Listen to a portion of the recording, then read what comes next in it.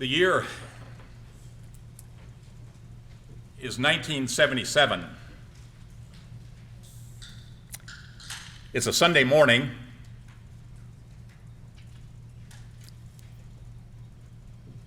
And I'm in my office vesting for Sunday worship. I look at the door and there stands Shay. Shay was 4 years old at the time. She had obviously absconded from the watchful eye of her parents,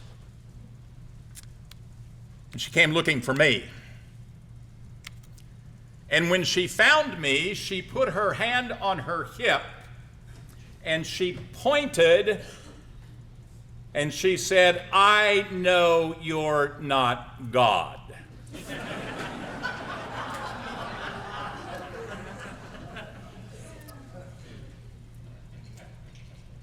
Over 35 years of ministry, I've had all kinds of advice. Many people have critiqued my ministry. Many have observed it. Shay was the most helpful. "I know you're not God." Suddenly, I understand John chapter 15, where Jesus says, "I am the vine, you are the branches." Do you understand what that means? Essentially, it means, I am the vine, you are the branches. I am the source, the life, the beginning, the end. And you're a branch.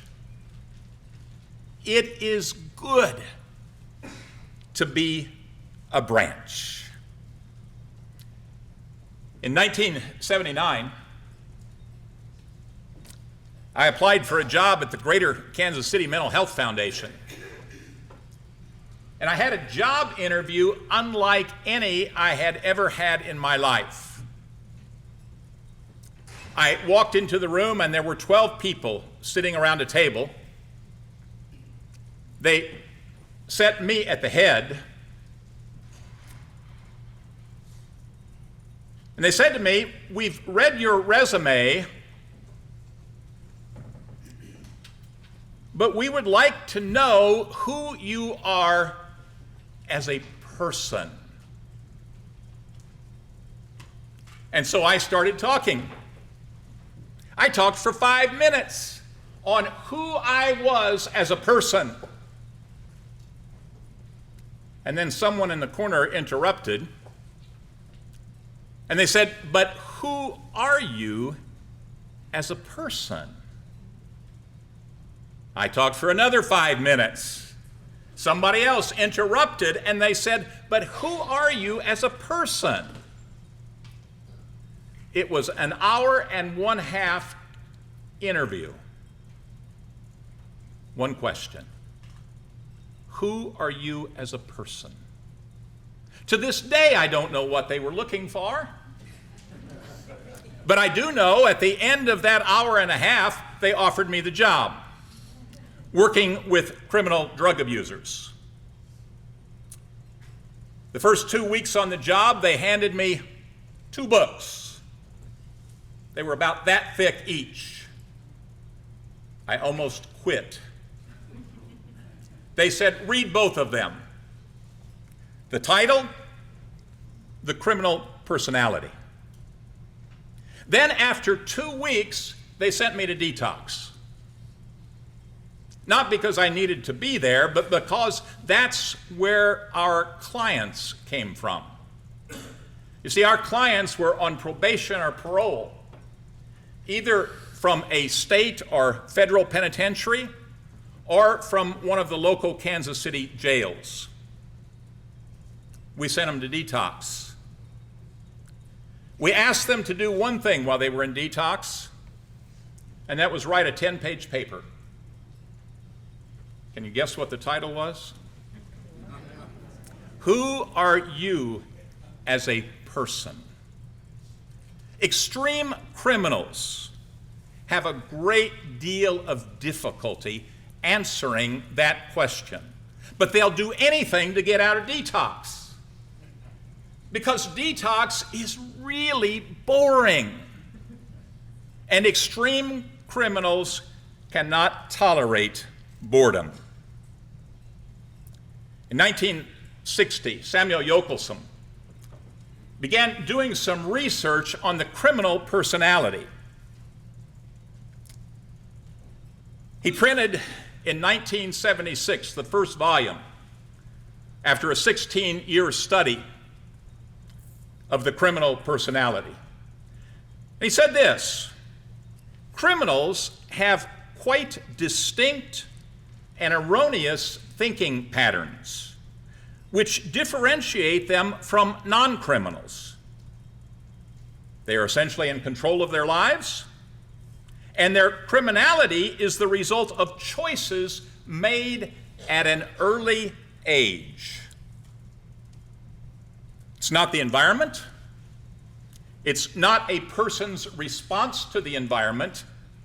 And when Yockelson did his work, that was the prevailing theory on why criminals commit crime. It's because of the environment and their response to that environment. Yockelson said no. He said it's not poor parenting, it's not peer pressure, it's not unemployment, it's not a lack of education. Criminal behavior is predicated on erroneous thinking. The Great Commission. We're told to go to the very ends of the earth. Do you know where that is? Growing up, I always thought it was Africa. Really, I did. Maybe South America, but more than likely Africa. And then one day I looked at a globe, and I found Jerusalem. Jerusalem, Judea, to the very ends of the earth. If you look at a globe, do you know what's at the ends of the earth? St. Louis, Missouri.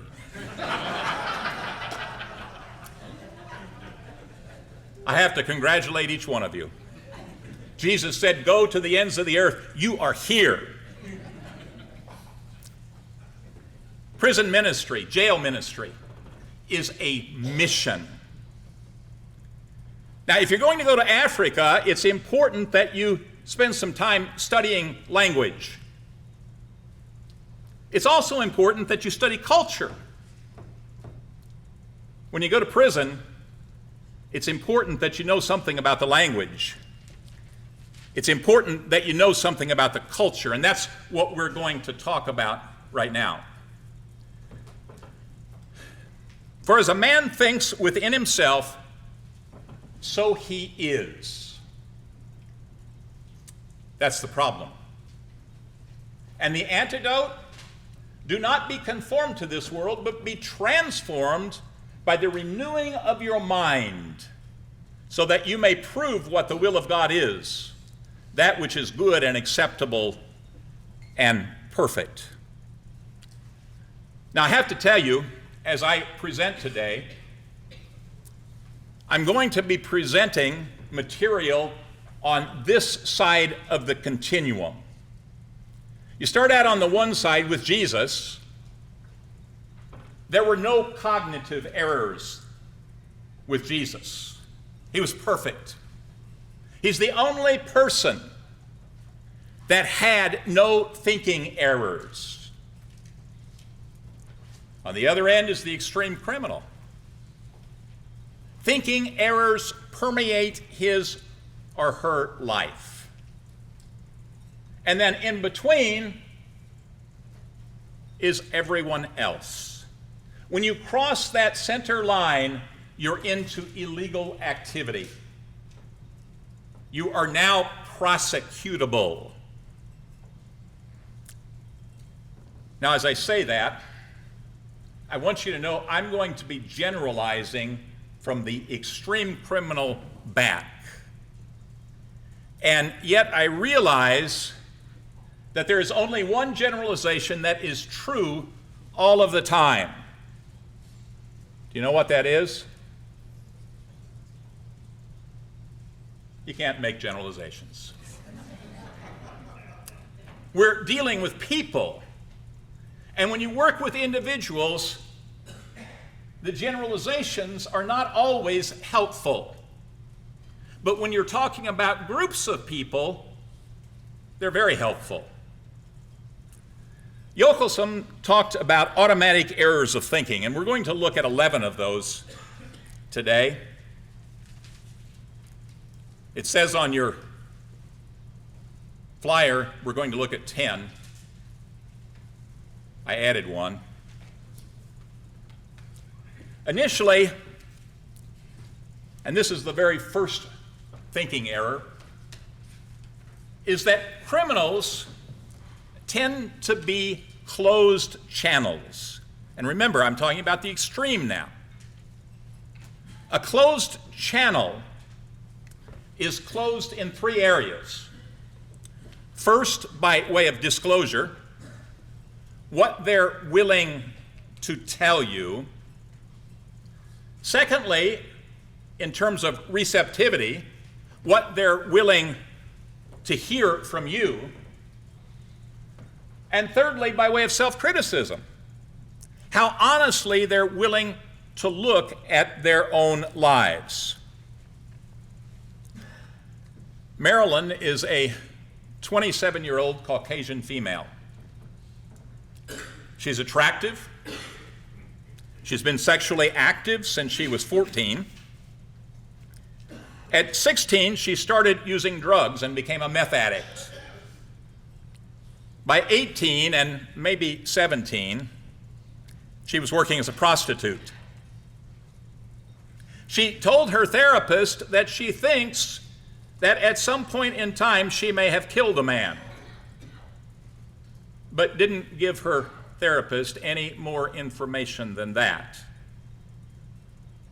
She shows no remorse. She got off drugs when she was 24. She went back to school. She got a job and still has a job to this day. She goes to therapy once a week. And after 2.5 years in therapy, she came in and told her therapist, "I'm tired of lying." She said, "People don't know who I am because I'm somebody different depending on who I'm talking to." For the extreme criminal, lying is a way of life. I had one man tell me, "Sometimes I catch myself telling the truth." Her therapist thought she had a good relationship with Marilyn. And so she said to Marilyn, "Well, Marilyn, you tell me you're lying to just a whole lot of different people. How much of what you've told me is a lie?" Marilyn thought for a minute. She said, "Only 35% maybe." You see, criminals have a great deal of difficulty with disclosure. It's very difficult for an extreme criminal to tell you who they are. Now, I told you Marilyn had gotten off of meth. That's not so easy. But the thing you need to know is that addictions tend to travel in pairs. Today, Marilyn has sex 4 to 5 times a week, usually with a different man each time. She goes into bars. She'll spend about 5 minutes there, and then she'll go up to someone and say, "Would you like to go out to my car?" Sometimes they go to the car. Sometimes they go to his place. Occasionally, but only very occasionally, they go to her place. She's been beaten up. She's been raped at least 5 different times. And yet, when her therapist expresses concern, she's not receptive to her therapist's concerns. She sees them as a put down. Marilyn sees herself as a good person. She is not in any way whatsoever self-critical. And that's typical of an extreme criminal. A second thinking error has to do with effort and lack thereof. And there are 2 sides to the coin here. Criminals, extreme criminals, believe that there's nothing I can't do that I want to do. If I just set my mind to it, I can do anything I want to do. And they have very rich fantasies about what they can do. Yet they won't put out the effort to move forward with those fantasies. When a criminal at the extreme end says, I can't, what he really means is, I won't. He refuses to do anything that appears to be boring. How many of you know what RAGBRAI is? Let me see your hands. A few of you. RAGBRAI is a 500-mile bike ride from the Missouri River in Iowa across the state to the Mississippi River. It's about 500 miles. It's a different route every year. I've rode my tricycle for the last 11 years on RAGBRAI. I tell people it's for old, fat men. First few years, I made it the whole way. As I gained more and more weight, that's more and more difficult, though. One year, I took a man with me by the name of Tyrone. Tyrone's a 27-year-old African American. He's been arrested on numerous charges, nothing so serious that he's been sent anywhere other than the county detention center. I kind of like the guy. He can be a pain sometimes. He'll call me from jail and want me to call his bail bondsman, who has told him, never again.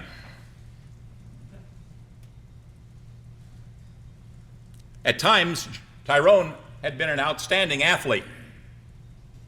In fact, he had a football scholarship to go to college, but he never showed up for practice. That lack of effort. Some people think he's lazy. He's not. He's just selective. He rode 2 days on RAGBRAI, maybe 120 miles, and then he quit. And he said, I can't go on. What he really meant was, I'm bored. Now, how can he be bored? 15,000 riders moving across Iowa like a swarm of locusts, little old Lutheran ladies out selling wonderful, wonderful pie. What's boring about that? People from all over the world literally come to ride RAGBRAI. Tyrone was bored. He said, I can't. And he pretty well convinced everybody on our team that he just couldn't go another mile. What he was saying is, I won't. This is kind of hard to see, and I apologize for that. Do you remember that scene from Con Air That's Garland Green. Early in the movie, he says, I drove through 3 states wearing a girl's head as a hat. And then you see him out on this deserted airfield. Where this young girl came from, I have no idea. And the movie doesn't explain where she came from. But there she is, sitting, playing with dolls with the Marietta Mangler. And you get this really, really sick feeling in your stomach, like she's going to be his next victim. He says, I'm sick. There is no medicine for what I have. Or in other words, I can't help it. I can't help it. And that I can't position is extremely strong with extreme criminals. Another thinking error has to do with power. The criminal lifestyle is all about the desire for dominance and control. Do you remember when people used to ask you what you wanted to be when you grew up? What did you tell them? I said I wanted to be a forest ranger. And then I had a very intimate encounter with a hairy spider.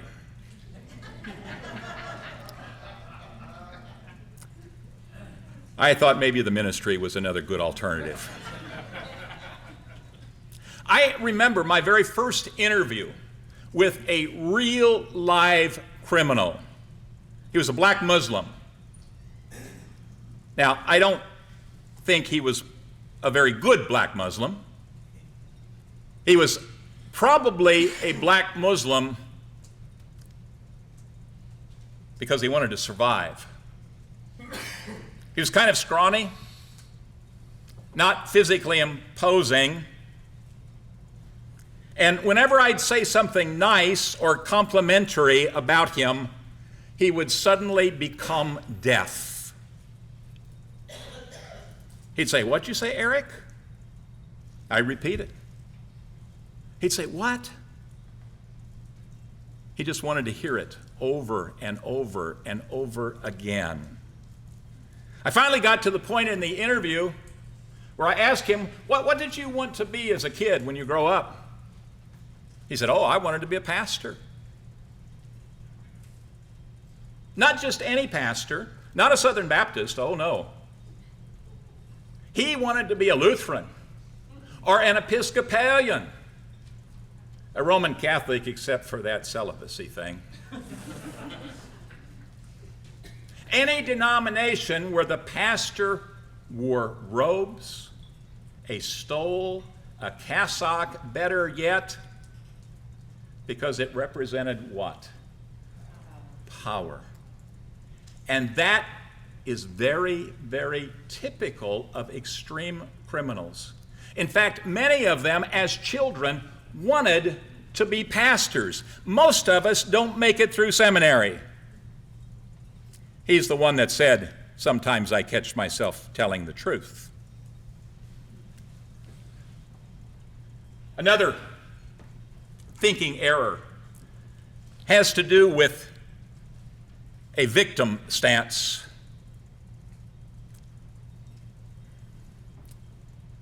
I thought this was interesting. This happened in Fort Dodge, Iowa last week.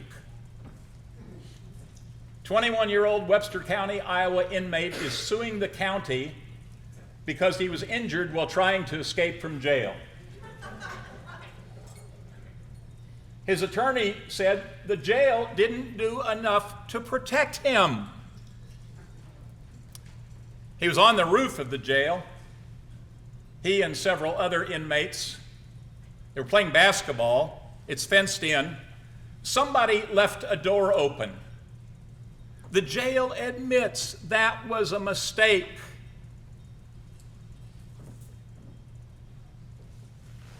Tanner tried to jump 20 feet to an adjacent building.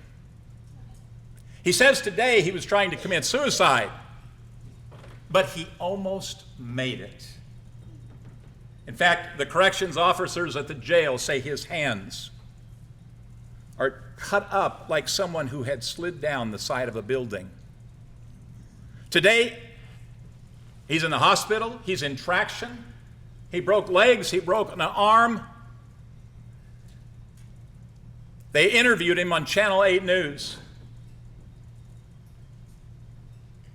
He said, all I want to do is hold my 2-year-old girl, my little 2-year-old daughter. 3 times in a 45-second interview, he said, all I want to do is hold my little daughter. You think he wanted to hold her or for him? I got the very distinct impression he really didn't care a whole lot about that young daughter, especially when you look at why he's in jail. Several charges of burglary, including domestic assault. But he wants to hold that little 2-year-old. He took a victim stance, and now he's suing the county because they didn't take care of him. Sentimentality around family is very common with extreme criminals. But that's all it is sentimentality. They commit a robbery, and they say, I was just trying to take care of my family. And yet the reality is, the family never sees very much of his ill-gotten gains when he does succeed. He takes his money and he spends it somewhere else, or he gives it away, but it doesn't go to the family. Family is an idea that he likes. The same is true of religion. For the extreme criminal, religion is an idea that he likes. Extreme criminals will blame whoever they can blame for their behavior, including you. If you cancel a Bible study and they get in trouble 2 days later, guess who's to blame? You are. Another thinking error, lack of time perspective. Extreme criminals don't learn from the past, and they have an inability to delay gratification. This is the mission field that you're going to. Another thinking error. They fail to put oneself in another's position. We call that empathy.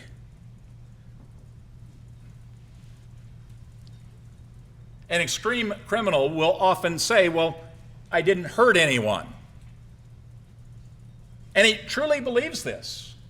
He believes that his crimes are victimless. He'll say, I didn't hurt her. All I did was have sex with her.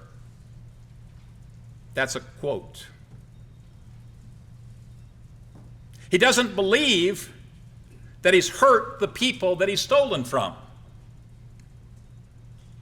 He doesn't believe he's hurt his family. Instead, he maintains this victim stance and blames the system, he blames society, he blames the educational system, he blames his parents, but he doesn't look at himself. Another thinking error has to do with ownership. If I see it, it's mine. And that's objects and people, particularly women. If I see her, she's mine, and I have no understanding, no comprehension of why she wouldn't want to be with me. Another thinking error, fear of fear. The extreme criminal denies fear in himself, and he attacks fear in others.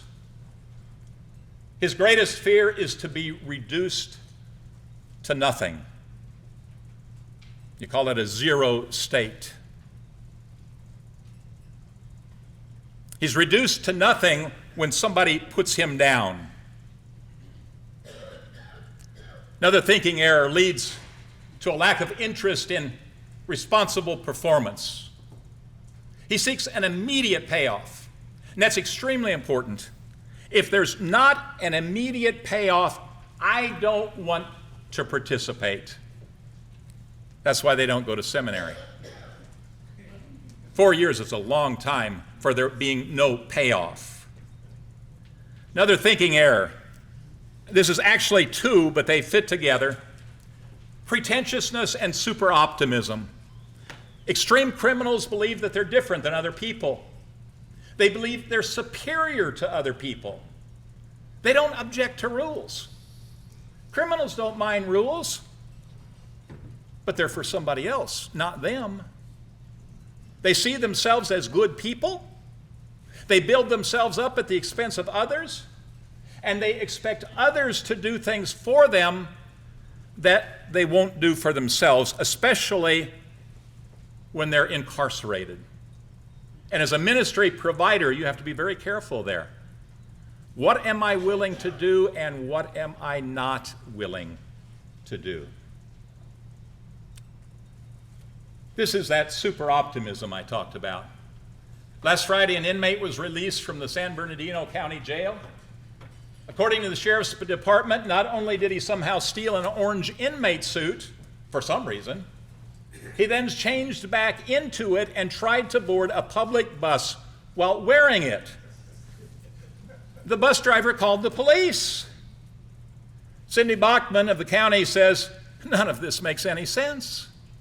But when you're dealing with an extreme criminal, it doesn't need to make sense because of super optimism. They're not going to catch me. I'm too smart.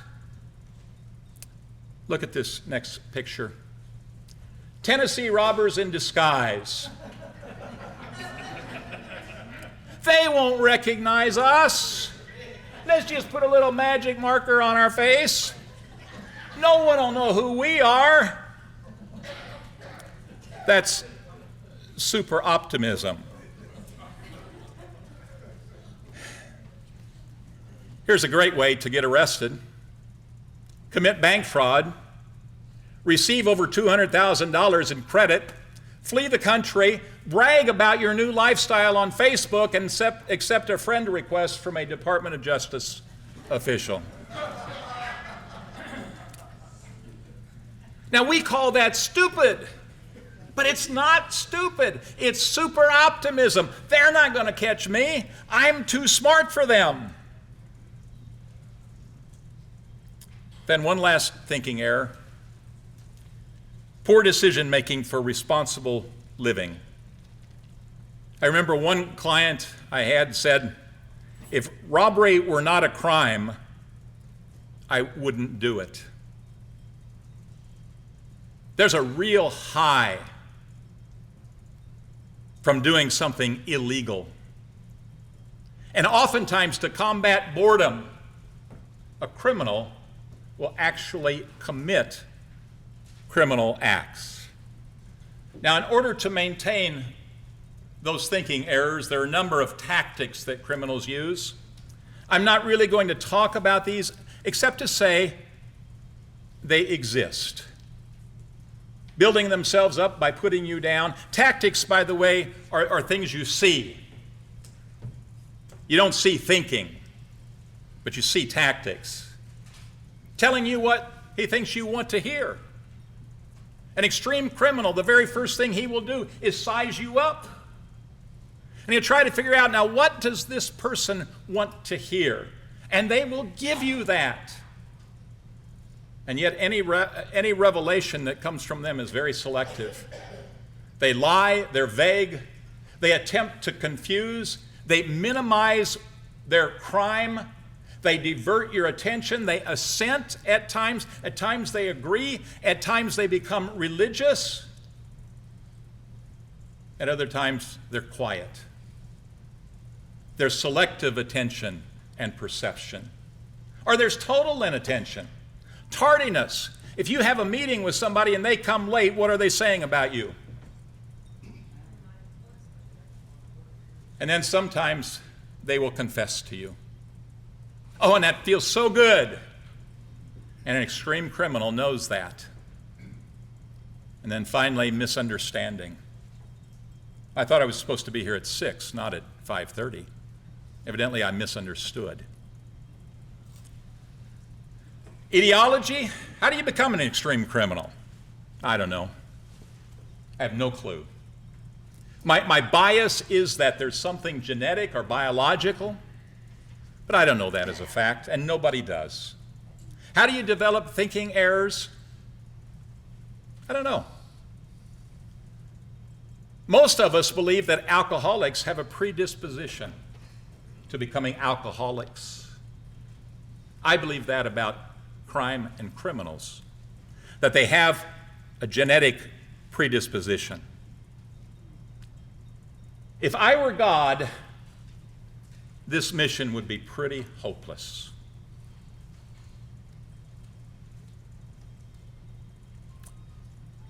Going back to John 15, Jesus says, "You did not choose me, but I chose you.